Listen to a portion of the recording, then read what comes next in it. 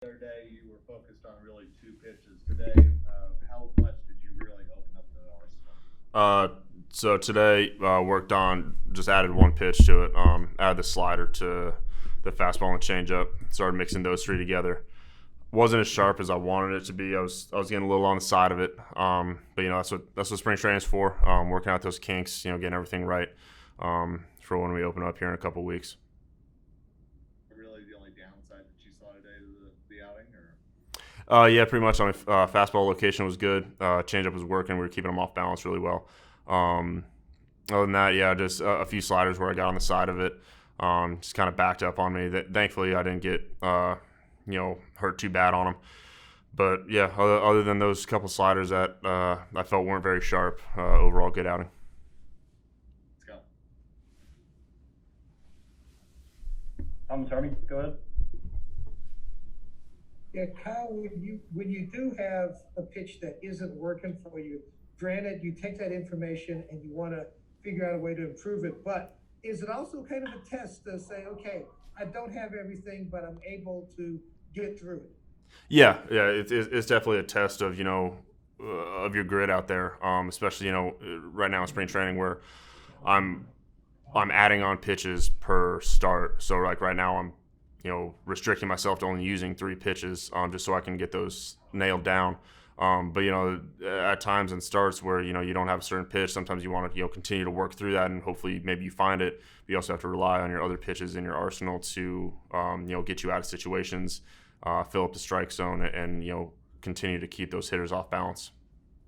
Yeah, it's a little bit different schedule that you guys are on. And you didn't really do the two-inning first outing out there. Do you feel like this is better though, to wait a bit and then start throwing a little bit more volume in the game?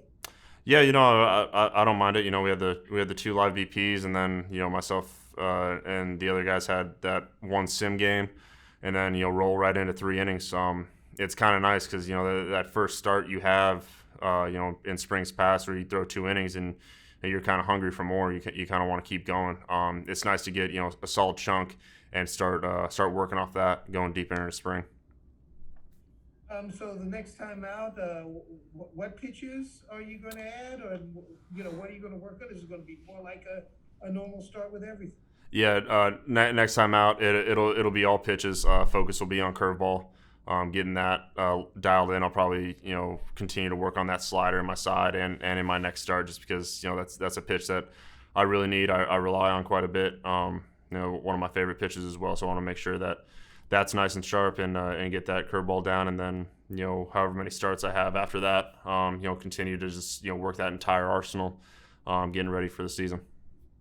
Um, we were here. I don't know if you got to watch it, but Ryan Rollison, his third strike to Mitch Haniger, a really nice 79-mile-an-hour curveball. Did you see it? And what are you seeing from him right now? I was able to watch his first inning, but yeah, he looked good. He looked sharp. He settled in there in that first inning, even though he had a few runners on. But from my angle, watching him, he looked calm on the mound. He looked collected. He was able to think straight out there and get the job done without any damage.